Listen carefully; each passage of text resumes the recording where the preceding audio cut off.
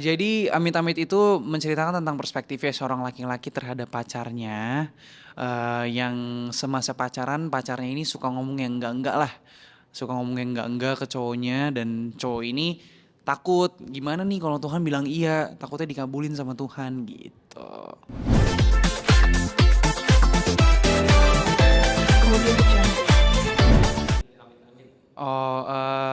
Prosesnya berjalan dengan sangat singkat ya, karena rilisnya bulan ini dan aku mulai produksi itu di bulan Oktober minggu keduaan.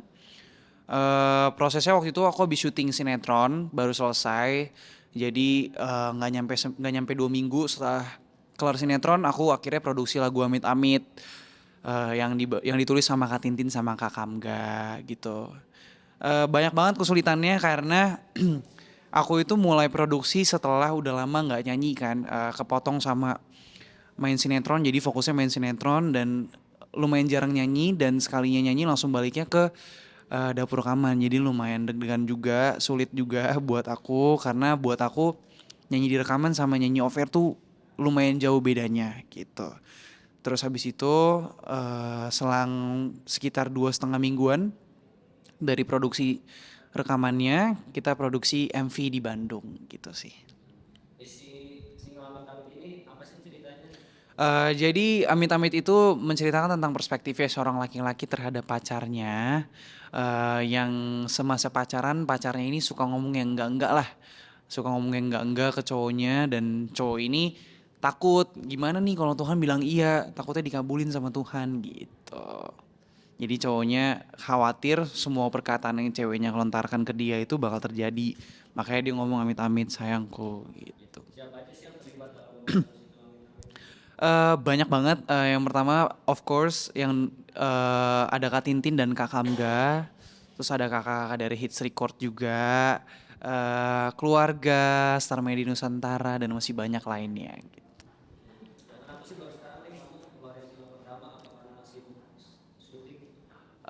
Iya sebenarnya produksi single ini tuh udah direncanakan mungkin dari bulan September, cuman terpostpone sama aku yang stripping. Jadi agak sulit untuk cari waktunya, apalagi yang sistemnya waktu itu kejar tayang. Jadi kita sempat bingung mau kapan mulai produksinya, ternyata dikasih jalannya, dikasih waktunya setelah aku selesai sinetron gitu.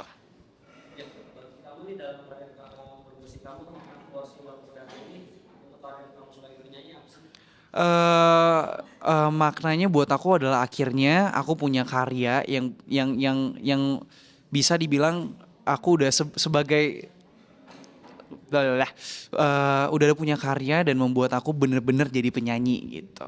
Karena udah ada karyanya. Debut single ini menentukan buat aku, debut single ini punya makna itu, punya makna bahwa oh sekarang aku udah beneran jadi penyanyi nih gitu. Semuanya udah tersebar di semua digital streaming platform, bisa didengar dimanapun yang kalian mau, gitu sih. Rilisnya baru hari ini, tanggal 21 November ini, betul, gitu.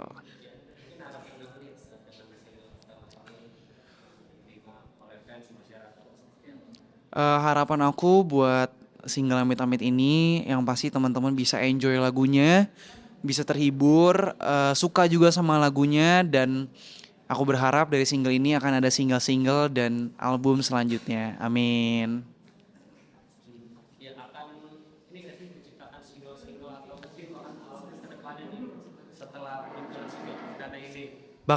Aku bakal bakal terus berusaha untuk bikin single-single dan kalau bisa album ke depannya. Amin.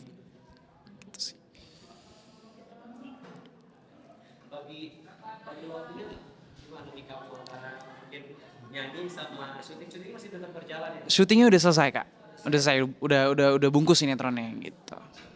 Mm-mm.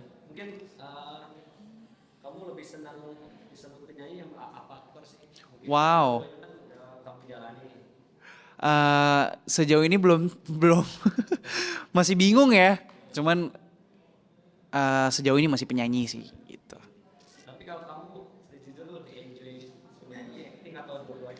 Dua-duanya enjoy kak. Aku suka kerja di dunia acting, aku juga suka kerja di jadi penyanyi gitu. Bedanya apa nih yang kamu rasakan nih, berakting dan bernyanyi? Sebenarnya eh, mirip-mirip sih.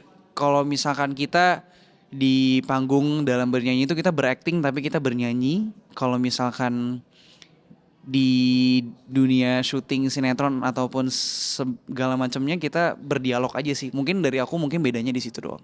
Gitu. Seberapa optimis sih Singapura bakal diterima oleh fans dan masyarakat? Optimis banget, harus optimis karena dari keyakinan itu semoga bisa dikabulin juga sama Tuhan. Amin. Ya, gue boleh nyanyi ini genre Oh, oke. Bagaimana jadinya jika Tuhan bilang iya bisa, bisa ia dengar dan kabulkan semuanya. Keluh amarah dari lidahmu, amit-amit sayangku. nanti kalau misalnya dapat suatu saat dapat tawaran syuting lagi nih akan kamu ambil apa seperti apa yang bagi waktunya seperti apa? Aku kemungkinan akan ambil, tetap akan ambil. Tapi kalau ditanya bagi waktunya, mungkin aku, nah itu belum tahu ke depannya gimana. Tapi nanti kita usahain bisa tetap berjalan dua-duanya. Jadi proses pembuatan single Lentam itu berapa lama? Kurang lebih 2 minggu, lebih 3 mingguan lah, 3 mingguan, sampai sampai sampai November tanggal 7 terakhir selesai itu. Oke. Gitu. Maksudnya lu boleh ini nggak sih? Kalau perform aku bawa apa aja gitu. Oh. Eh, Kenapa HP dikasih juga? Apa? Oke. Oke, halo pemirsa. Sekarang kan aku mau perform di Bajawa dan ini barang-barang bawaan aku. Memang kelihatannya kecil tapi dalamnya banyak banget. Pertama pasti handphone karena aku harus latihan, terus ini monitor. Teman-teman pasti tahu ini kegunaannya apa. Terus di tas inilah semuanya. Oke, jadi di tas ini itu ada hand sanitizer. Terus ada parfum. Ada AirPods aku buat kalau aku latihan. Terus Proma. Sorry, obat asam lambung. Karena karena aku punya asam lambung, jadi aku bawa obat asam lambung. Oh, mental lagi itu satu. Gitu. Terus dompet juga. Sama di sini itu ada sisir. Gitu. Jadi ini udah sih, ini doang sih Kak, ini barang-barang bawaan aku. Setiap aku pergi ataupun manggung. Dompet saya. Dompet udah. Power bank sama charger paling. Gitu. Di dompetnya ada foto kayak ini. Oh, nggak ada dong. Bahaya juga. Nggak ada. Barang yang nggak boleh ketinggalan apa sih seorang Arcelo biasanya? Barang yang nggak boleh ketinggalan buat aku adalah hand sanitizer. Bukan handphone. Bukan. Handphone tuh masih nggak apa-apa gitu. Hand sanitizer nggak boleh. Pokoknya hand sanitizer nih. Berarti steril banget anaknya. Iya, bahkan kadang-kadang sampai itu loh Kak, sampai kelupas tanganku gara-gara pakai hand sanitizer kebanyakan gitu. Hand sanitizer sama parfum itu yang nggak boleh ketinggalan. Gitu. Alasannya apa sih harus sanitizer? Karena menurut aku hand sanitizer ya. Hand sanitizer kan kadang-kadang kita nggak bisa nemuin Kak di mana tempat cuci tangan gitu. Jadi harus ada hand sanitizer gitu. In case nggak ada tempat cuci tangan, toilet juga susah nyarinya. Nggak mungkin dong kita bawa botol minum sama air sabun. Jadi bawanya hand sanitizer gitu. Bisa ini tadi ada orang aku yang biasa aku mau perform, sekarang aku mau perform dulu itu terus. Oke. Oke pemirsa, belum ya? Oke pemirsa, itu aja barang-barang bawaan aku kalau aku mau perform. Sekarang aku mau perform dulu. Ikutin terus keseruannya ya. Dadah. Oke. Ya, tapi ntar boleh jelaskan di single baru kamu yang berjudul Sajak Rindu ya. Betul, Sajak Rindu. Isinya gitu. Aha, lagu Sajak Rindu ini. Oke. Jadi Sajak Rindu ini single ketiga aku. Sebenarnya jarak dari single kedua ke single ketiga cukup lama karena lagu ini itu aku tujukan ke papaku yang baru saja meninggalkan aku di bulan Maret kemarin. That's why aku sempat vakum agak lama. Tapi ya lagu ini aku tujukan buat papaku karena aku tahu lah ya, kita baru ditinggal sama orang tersayang, pasti ada rasa kangennya, rindunya, masih nggak terimanya, kayak masih pengen ketemu, dateng dong di mimpi. Nah itu tuh semua aku tuangin di dalam lagu ini gitu. Proses pembuatan lagunya lumayan lama. Lagunya sendiri itu aku buat sekitar 2 bulan bareng temen aku juga, namanya Aman. Dia songwriter yang mantep banget, shout out to Aman. Kita buat lagunya 2 bulan, cuman produksiannya itu lumayan cepet. Kita kayak Roro Jonggrang ya sistemnya ya. Jadi kayak, ayo kita langsung recording, kita langsung buat music video, kita photoshoot segala macam. Itu cuman sebulan kita langsung kelar semuanya gitu.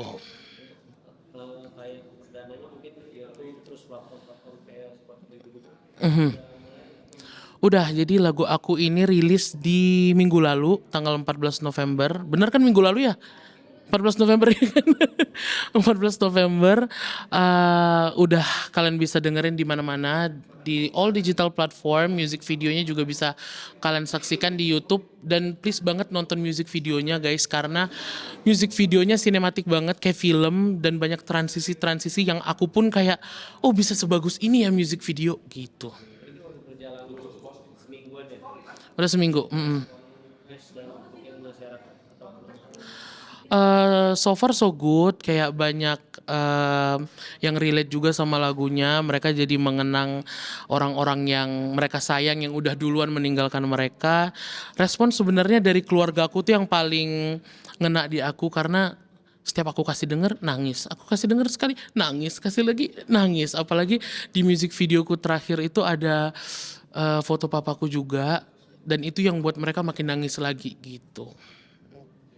kayak seberapa optimis sih mungkin bakal diterima masyarakat. Kita mah optimistik orangnya, jadi gue mah optimis aja. Mudah-mudahan kalian semua yang kayak gue ya, anak-anak Y team, gue tuh sebutnya Y team, nggak, kita nggak boleh nyebut ya tim kan kayak kasihan ya. Kita Y team ataupun kalian tim yang lain ya, dan gue nggak tahu sebutan apa tim yang lain. Mudah-mudahan kalian bisa relate sama lagunya. Aku tuh selalu bilang lagu ini bukan buat kita makin sedih, tapi mungkin ada emosi-emosi yang selama ini kalian pendam, itu bisa kalian rilis kalau kalian denger lagu ini gitu. Boleh. Aku masih ingin bertemu, banyak cerita bangga yang belum sempat ku bagi. Oh masih belum rela kau pergi, singgah hanya sebentar, temuiku di dalam mimpi. Itu dia. OOTD apa ini, karena kita agak badannya agak gede jadi kita pilih yang gelap ya. Jadi kayak black. Cuman ini aku pilih yang agak lucu-lucu dikit, ada smiley. Terus ini supaya ada nggak boring di tengah, aku pilih dasi. Terus aku kasih ini sebenarnya gelang tapi aku ikat di sini. Gitu. Terus ya udah simpel, sepatu putih, baju hitam supaya kita tidak terlihat makin besar ya di kamera gitu. Iya. Mungkin tapi kalau kamu ada ciri khasnya nggak sih atau emang selalu seperti ini kalau misalnya perform? Aku tuh random sih sekarang, kayak suka coba-coba aja, kadang pakai blazer tergantung acaranya ya. Kalau kita formal kita pakai kaos kan mampus lah kita kan. Tapi pasti aku tuh kasih satu statement di outfit aku. Misalnya kalau sekarang itu karena semuanya polos pasti ada dasinya supaya nggak yang boring gitu sih. Oh, iya.